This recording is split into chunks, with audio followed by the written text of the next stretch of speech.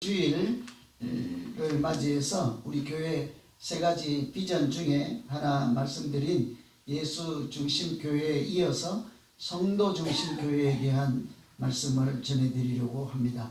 간혹 한번 여러분 이렇게 주보를 보시면 뒤에 이게 있잖아요, 그죠? 이게 보면 로고 찍힌 데 보면 예수 중심 교회, 성도 중심 교회, 복음 중심 교회에 있는데 뭐 교회 일이니까 나와는 무관하다 이렇게 생각하지 말고 내 믿음 생활이 예수 중심 믿음 생활, 또 내 믿음 생활이 내가 성도잖아요. 각자가 내가 중심으로, 내가 주도적으로, 내가 자발적으로 하는 신앙생활이 어떤 것인가. 세 번째는 사명 중심의 교회이겠죠. 복음과 나는 무슨 관계인가. 사명은 사명 받은 사람들이 하고 나는 이 사명과 무관한 믿음 생활인가, 아니면 나에게도 하나님이 사명을 주셔서 나도 사명자로 살아가는 믿음 생활인가. 이런 것을 한번 잘 생각해 보시면서 믿음 생활하면 우리 믿음 생활이 올곧고 또 보람도 있고 제 방향으로 잘 찾아가게 될 줄로 믿습니다. 잘 한번 생각해 보세요. 많은 주제들이 있으면 모르겠는데 세 가지란 말이죠. 우리 교회 정도 다니면 느닷없이 갑자기 오늘 또 처음 오신 분들이 있는데 우리 교회 가자 하면 너희 교회는 뭐가 자랑이요? 그러면 비빔밥이 일품이요. 이러던 그 권사님의 최신머리가 떨어질 거 아니에요. 뭐 하다 할 게 없어서 비빔밥을 소개하면, 하기야 저도 그러긴 합니다만 어디 가서 우리 교회 오세요, 밥이 맛있어요 뭐 이렇긴 하는데 그럴 때도 있긴 있습니다. 그죠? 그렇더라도 그게 전부는 아니죠. 우리 교회는 예수 중심 믿음 생활하는 교회입니다. 우리 교회는 모든 성도들이 예외 없이 자발적으로 하나님과 이렇게 아주 긴밀한 소통을 하고 만남이 있는 은혜로운 교회입니다. 우리는 사명을 땅끝까지 전하는 사명으로 살아가는 교회입니다. 이렇게 정도는 소개할 수 있어야 되겠잖아요, 그죠? 그래서 매년 창립기념일 맞이해서 제가 이 세 가지 주제로 말씀을 전해드리는데 오늘은 두 번째, 성도 중심의 교회입니다. 성도 중심의 교회는 어떤 교회인지 여러분 잘 아십니까? 성도 중심 교회. 성도는 성도 모든 사람, 우리 교인 모두가 주인인 교회, 주인공인 교회, 자발적으로 참여하고 자발적으로 하나님께 나아가는 교회, 이런 개념인데 왜 성도 중심의 교회라는 것이 중요할까 하는 거죠. 어느 교회는 뭐 성도 중심 교회가 아닌 교회가 들어 있습니까? 보셨어요? 못 보셨나요? 저는 가끔 보는데 어떤 교회 100명인데 그 교회에 자기들끼리 모이면 20명만 알짜배기 교인이래요. 나머지 80명은 뭐예요? 가짜배기 교인입니까?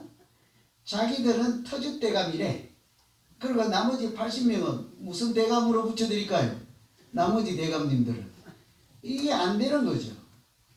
세상적으로 보면 기업이 8대2의 법칙 그래갖고 20%만 이렇게 10명 있으면 2명만 잘하고 기업을 이끌어가면 망하지 않고 성공하는 기업이 되잖아요. 교회는 그렇지 않습니다. 20%만 열심히 하고 앞장서서 하고 홈장 권사 회장들만, 홈장 선교 회장님들만 잘하면 그 교회는 그냥 무탈하겠지. 그렇지 않습니다. 교회는 다 왜 달라요? 그냥 이익을 내는 이 집단이 아니라 각자가 하나님 만나고 은혜를 입고 믿음으로 살아가는 각자가 살아있는 하나님의 자녀이기 때문인 줄로 믿습니다. 누구 하나가 따로 저 사람이 지도자야, 저 사람이 리더야, 나는 그냥 따라가기만 하면 돼, 이런 교회는 없다는 말씀이죠. 예배도 마찬가지인 거예요.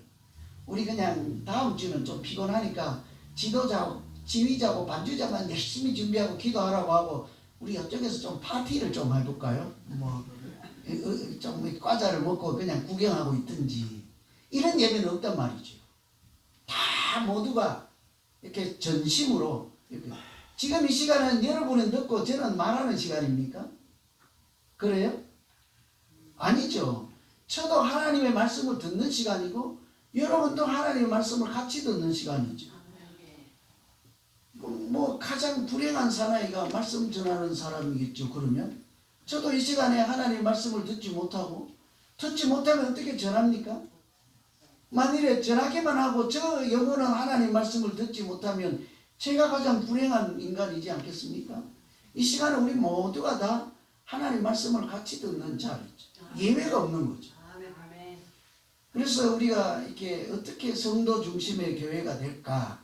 지금 제가 성도 중심 아닌 교회를 좀 말씀드렸죠. 세상에 그런 교회들이 있긴 있습니다. 간혹 보면 주변에도 교회마다 산신령이 한 분씩 계신다 그러고 뭐 이런 분들이 계시잖아요. 그죠?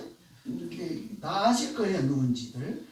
그런 분들이 있는데 우리 교회는 어떤 특정인 소수 그룹이나 집단이나 직분이나 80년 먼저 다녔거나 뭐 금방 왔거나 이런 것에 대해서 차별이 없죠. 구별이 없습니다.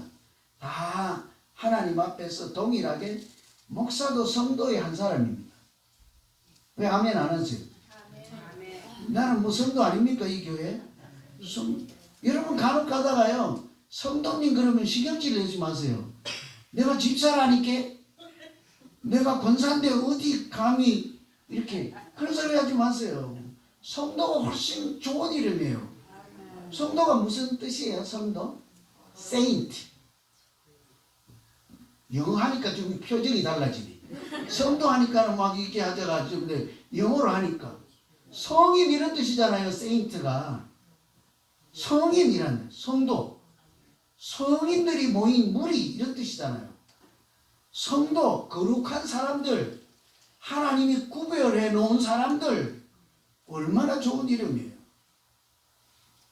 우리 이렇게 이번에도 우리 장례식이 있어서 제가 잠깐 고민했는데 그 앞에 이렇게 누구누구 집사, 누구누구 권사, 누구누구 장로, 뭐 천국 한송 예배 이렇게 쓸까? 그냥 덮어놓고 다 누구누구 성도, 천국 한송 예배 이렇게 쓸까? 저는 개인적으로 성도라는 이름이 훨씬 좋습니다. 훨씬 좋습니다. 하나님 앞에 거룩한 자녀로 살다가 나그네 인생을 마치고 하나님 앞에 갑니다. 훨씬 낫습니다. 집사나 권사나 장로나 목사나 다 이 이름은 무슨 이름이에요? 일할 때 이름이잖아. 역할할 때 이름이지. 하나님 앞에서는 다 같이 성도에 지나지 않죠. 성도가 더 좋은 이름이죠. 저는 우리는 특정 그룹이나 몇 사람의 교회가 아니라 우리 모두가 주인이어서 하나님이 보실 때 정말 천국 같은 아름다운 교회가 되시기를 간절히 기원합니다. 그래서 그런 교회를 성경에는 뭐라고 하는가 하니 몸이라는 표현을 써요. 비유겠지요. 예수 그리스도는 교회의 머리요. 우리는 머리 대신 예수 그리스도의 뭐래요? 몸이라 하잖아요. 몸. 근데 오늘 말씀 12절부터 몸에 대한 말씀인데 31절까지 우리는 다 읽기가 기니까 예배 시간이고 줄여서 읽었지만 12절에 보면 몸은 하나요 지체는 여럿이라 그러죠. 우리 교회라는 몸은 하나잖아요.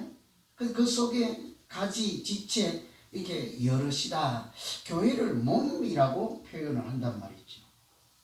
여러분 많이 생각해 보세요. 하필 뭐 몸이 뭐 어떻길래 교회를 굳이 몸에다가 비유할까? 제가 의사는 아니지만 몸으로 왜 비유한 틀림없이 하나님의 뜻이 있을 것이다. 이렇게 여럿이 모여 있는데 이렇게 잘 어떻게 생존하고 생명을 지키고 생명 활동이 왕성하게 일어나서 목숨이라는 생명이라는 인생이라는 것을 지탱하고 유지해 가잖아요. 몸이 잘못하면 몸이 이렇게 지탱하지 못하고 주저앉을 수도 있죠. 그런데 우리 다 살아서 예배 드리잖아요, 여러분. 자기 몸들을 생각해 보세요. 오늘 아침에 여기 올 때 왼쪽 다리하고 오른 다리하고 싸우던가요? 나는 빨리 가는데 너는 왜 늦게 가? 이렇게 싸우던가요? 그럼 아직 도착 못했을 거예요. 둘이 싸우다가. 그죠? 팔은 교회 간다고 성경책을 들었는데 다리가 교회 안 간다고 해서 막 버팅기던가요? 아니 다리는 그런데 눈이 좀 그렇겠다 오늘은. 팔은 성경책 잡고 예 교회 갑시다 그러는데 눈이 아니야 오늘 성문타임이니까 더 자야 돼 이렇던가요? 그렇지 않거든. 우리 몸은 서로 다 도와주고 충돌하지 않고 의견 충돌하지 않고 서로 상호 협력해서 이렇게 생명이라는 것을 유지하고 또 머리에서 주는 명령과 지시들을 잘 따라서 일사불란하게 움직일 때 건강한 몸이 이렇게 유지되는 것이지 않겠습니까? 이런 거 생각하면 왜 교회를 몸이라고 했는가 금방 짐작할 수 있어요.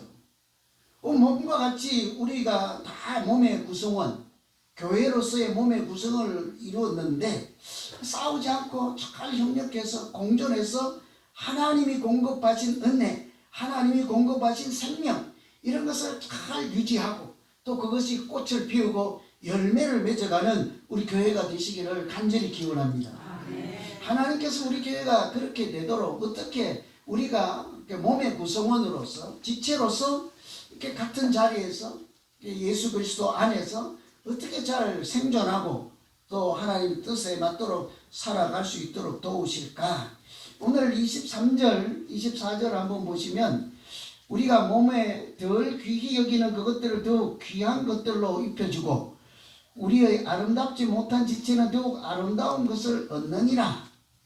잘 읽어보세요. 우리가 몸을 덜 귀히 여기는 그것을 사람이 덜 귀히 여기는 교회 안의 지체들을 하나님 어떻게 해요? 더 귀한 것들로 입혀주시고 우리는 덜 귀하다고 생각할 수 있는데 하나님은 우리 생각과 달리 내가 멸시하고 무시하고 그런 분들을 그런 지체들을 더 귀한 것들로 입혀주신다. 24절에 우리의 아름다운 지체는 그럴 필요가 없느니라 오직 하나님이 몸을 고르게 하여 부족한 지체에게 귀중함을 더해 주신다. 이것이 한 몸으로 살아갈 수 있도록 하나님이 하시는 일이죠. 제가 이거를 읽어보고 제목을 이렇게 붙였습니다. 잘 붙였는지 한번 검사는 여러분이 해보세요. 교회는 하나도 구경꾼은 없고 하나님이 모든 성도들을 주인공으로 살게 하셨습니다. 아멘. 이해되죠? 그죠? 하나님이 우리 교회를 성도들을 다 필요한 요소에 앉혀서 누가 덜 귀하다 이렇게 하지 않고 우리끼리 좀 덜 귀하다 더 귀하다 이렇게 하면 하나님은 어떻게 해요? 우리가 덜 귀하게 여기는 자에게 더 귀한 것을 입혀주시고 또 부족하면 하나님께서 채워주셔서 모두가 귀하고 존귀하고 하나님이 사랑하는 그리고 믿음으로 살아갈 수 있는 지체로 하나님께서 그렇게 역사하시고 세워주시고 인정해 주시는 줄로 믿습니다. 그게 지체라는 원리, 몸이 살아가는 원리, 교회가 살아가는 원리죠. 여러분 우리가 보면요, 간혹은 보면 이렇게 누가 일을 많이 한다, 적게 한다, 귀하다, 저분은 이거 소개해야 되나 말아야 되는데 온 건 없는데 그냥 하는 거예요. 최근에 제가 우연히 유튜브 영상을 하나 보게 됐는데 한국에 있는 엄청난 큰 교회예요. 한 5,000명 되는 교회예요. 그 목사님, 담임 목사님한테 교육자들, 부목사들이 야단 맞는 장면인데 왜 야단을 맞는가 하면요. 그분이 교회를 하러 안 나왔어. 왜 안 나왔고 뭐 얘기를 하다가 하시는 말씀이 그분은 VVIP래. 무슨 말이에요? VIP는 알죠? VIP. V가 미국 사람들 내 발음을 잘 못 V 해야 되는가? 못 알아들어요. V인데 VIP는 very important person인가 그 정도 돼요. 매우 소중한 특별한 사람인데 그 앞에다가 V자를 하나 더 불어 very very 중요한 사람 이런 것이란 말이죠. 그러니까 어떤 성도에게 그분은 VIP다. 그런데 왜 어쩌고 저쩌고 네가 왜 전화를 안 했냐 신방을 안 했냐 뭐 이렇게 됐겠죠. 제가 그래갖고 저도 이제 앞으로 따라 하려고. 맨 앞줄은 VVIP야. 제가 설교 들을 때마다 맨 앞줄에 앉잖아요.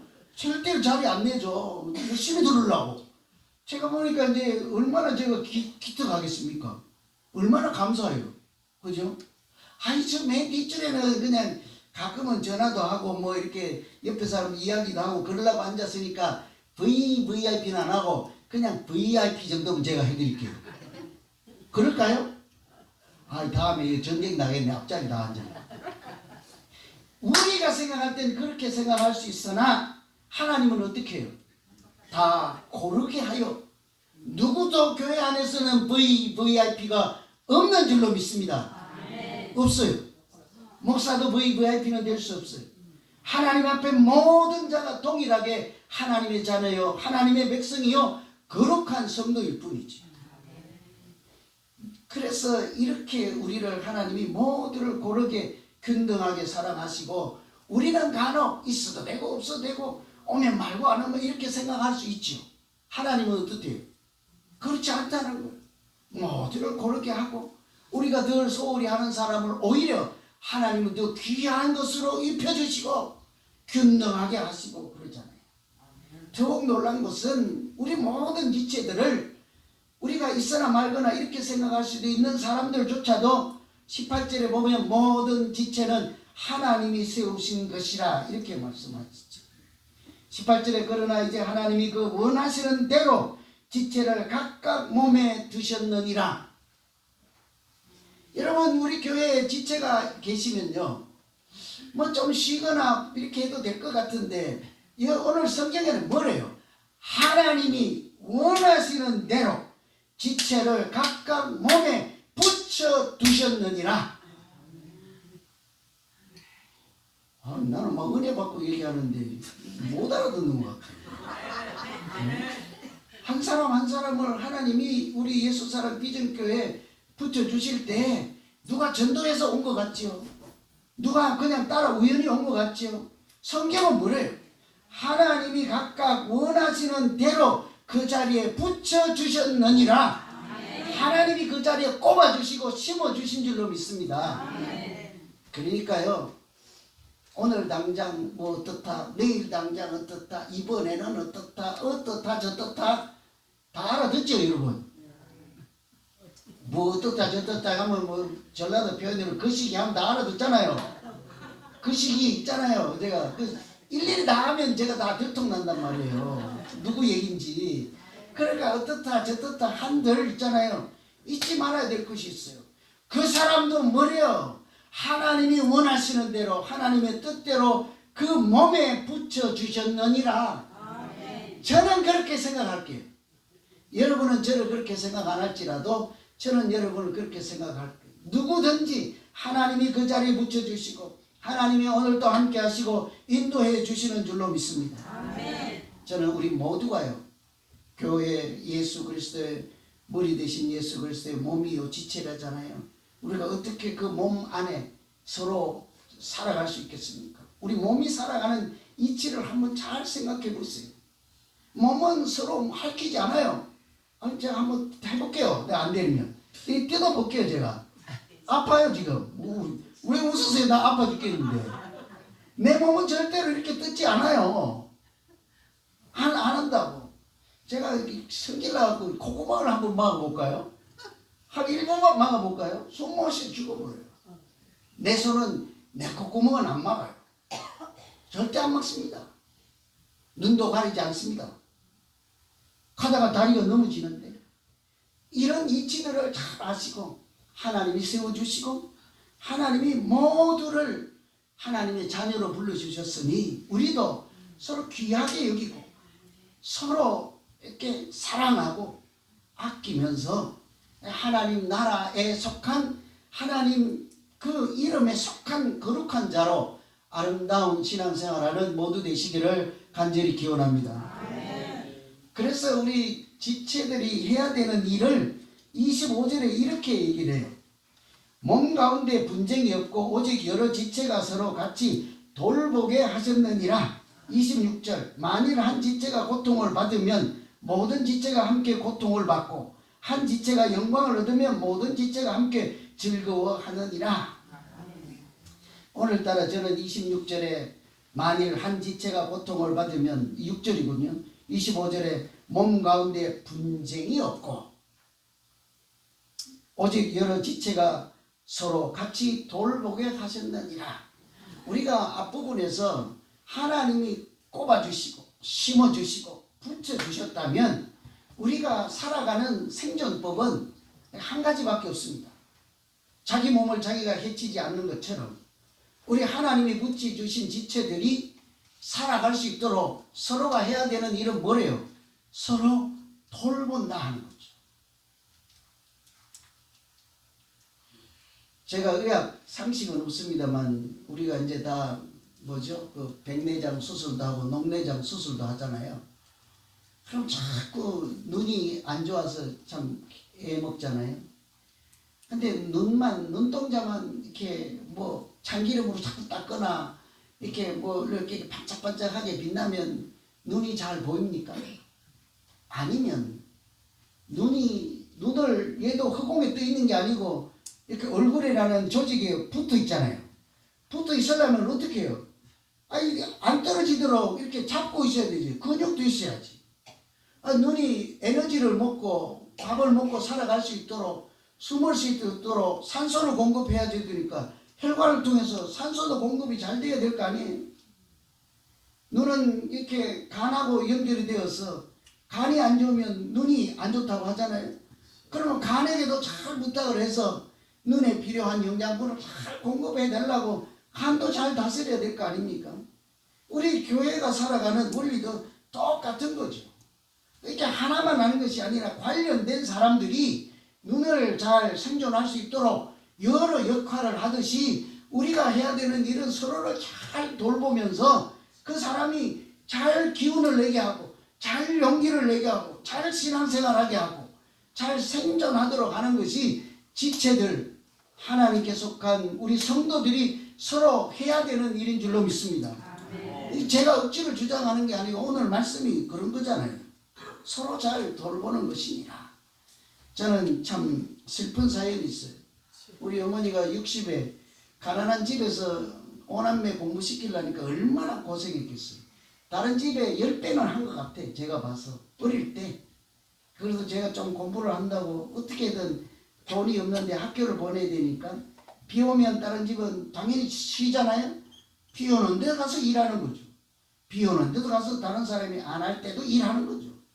그래서 이렇게 고생하다 보니까 60에 병을 얻어가지고 84세에 돌아갔으니까 무려 24년을 아팠는데 아무리 해도 안 나.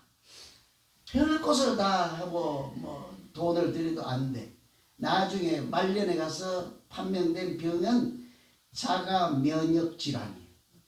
뭔 말인지 못 알아듣는 피부 근염이에요. 피부 근염. 그런데 뭔지 모르잖아요. 피부병인가 보다 이렇게 많은데 그것이 무엇인지 궁극적으로 따지고 보면 자기가 자기 몸을 해치는 병이에요. 자기 몸을 자기가 스스로 공격하니까 고칠 수가 없는 거지. 그러니까 참 그때부터 절망이잖아요. 우리가 아무리 약을 하고 좋은 병원을 모시고 하고 어떻게 한들 그 우리 어머니 몸 안에서 그 질환이 자기들끼리 공격을 해서 완치될 수 없는 이런 것이니까 얼마나 낙심이 되겠습니까? 참 슬픈 사연이에요. 우리 교회도 만일 우리끼리 공격하고 그렇게 된다면 얼마나 그게 슬픈 사연이겠습니까? 그죠? 여러분은 서로 공격하면 재밌을지 몰라도 나는 피눈물이 나지. 나는 선체를 이끌어가야 되는 입장이에요. 그렇죠. 그렇게 보면 서로 공격하고 이렇게 하다면 소망이 없는데 이 부정적인 예잖아요. 그죠?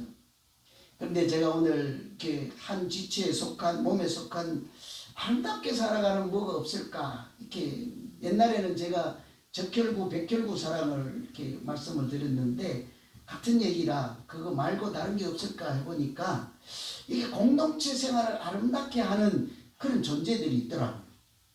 예를 들면 철새 같은 있잖아요. 기러기나 뭐 이렇게 멀리 장거리 이동하면서 겨울을 이렇게 두루미나 뭐 있잖아요. 철새들. 이런 철새들이 있는데 기러기 이런 새들을 조류학자들이 연구를 해보니까 집단 생활이에요.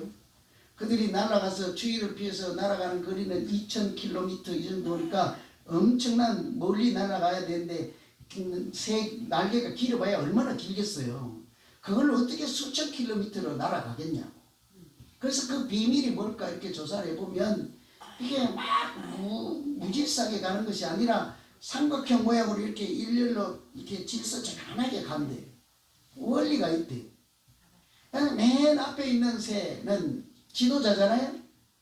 가장 힘든 자리, 앞에서 불어오는 바람을 자기 몸으로 다 막아내야 되고 바람보다 더 세게 져서야 앞으로 나갈 수 있잖아요. 금방 지치고 떨어지지. 그래서 뒤에 가서 이제 저절로 힘이 빠지니까 떨어지면 누군가 또 그 앞자리 가서 그 자리에 또 그 저항을 자기 몸으로 받아내고 단체가 갈 수 있도록 이렇게 한다는 거죠. 그리고 앞에서 날개짓을 하면 그 제일 첫 번째 새가 하는 날개짓 때문에 바람이 있을 거 아니에요? 그럼 그 바람을 타고 뒤에 있는 따라오는 새들은 훨씬 더 이렇게 쉽게 날개짓을 해서 더 멀리 무려 71% 이상 더 배를 날아간다는 얘기죠. 이렇게 날아가면 그냥 중구난방으로 날아가는 것보다 그렇게 가는 이유가 있대죠. 그 사람 새들이 살아가는 이야기를 들으면 정말 우리가 살아가는 것과 다를 바가 없다는 생각을 해요. 우리 교회도 마찬가지이지 않습니까?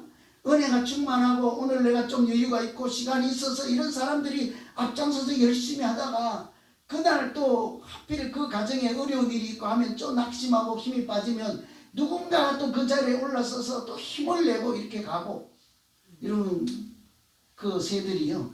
앞에 가는 새가 막 힘들게 가잖아요. 뒤에 있는 새는 그 나는 쉬는 시간이야 하고 따라만 가지 않는다잖아요.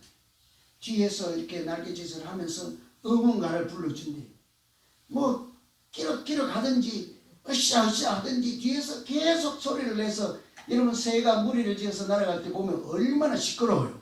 시끄럽다고 삿대질 하지 마세요. 조용히 가라고. 앞에 있는 사람에게 용기를 주어서 우리 다 해낼 수 있어. 우리 잘할 수 있어. 조금만 더 힘을 내. 얼마나 아름다운 소리입니까? 우리에게 있어야 되는 소리이지 않겠습니까? 가장 감동적인 것은요. 날아가다가 그 중에 한 사람이 아프잖아요. 그럼 저절로 땅에 떨어질 수밖에 없고 내려앉을 수밖에 없잖아요.